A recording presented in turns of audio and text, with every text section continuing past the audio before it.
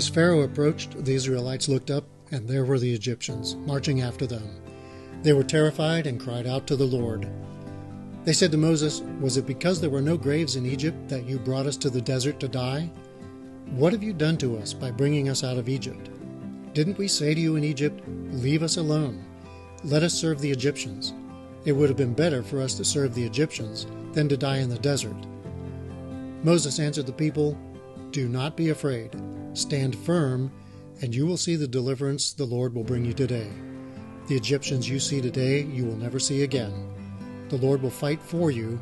You need only to be still." Then the Lord said to Moses, "Why are you crying out to me? Tell the Israelites to move on. Raise your staff and stretch out your hand over the sea to divide the water so that the Israelites can go through the sea on dry ground. I will harden the hearts of the Egyptians so that they will go in after them, and I will gain glory through Pharaoh and all his army, through his chariots and his horsemen. The Egyptians will know that I am the Lord when I gain glory through Pharaoh, his chariots, and his horsemen." Then the angel of God, who had been traveling in front of Israel's army, withdrew and went behind them. The pillar of cloud also moved from in front and stood behind them, coming between the armies of Egypt and Israel. Throughout the night the cloud brought darkness to one side and light to the other side, so neither went near the other all night long. Then Moses stretched out his hand over the sea, and all that night the Lord drove the sea back with a strong east wind and turned it into dry land. The waters were divided, and the Israelites went through the sea on dry ground, with a wall of water on their right and on their left. The Egyptians pursued them, and all the Pharaoh's horses and chariots and horsemen followed them into the sea.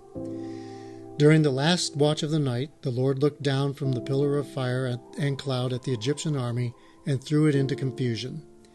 He jammed the wheels of their chariots so that they had difficulty driving, and the Egyptians said, "Let's get away from the Israelites. The Lord is fighting for them against Egypt."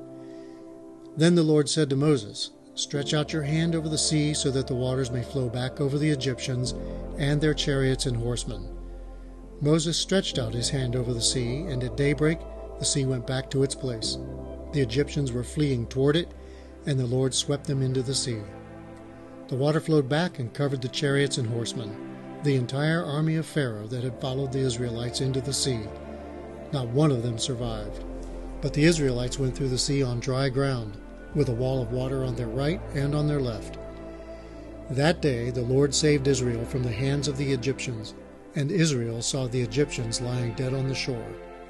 And when the Israelites saw the mighty hand of the Lord displayed against the Egyptians, the people feared the Lord and put their trust in him and in Moses his servant.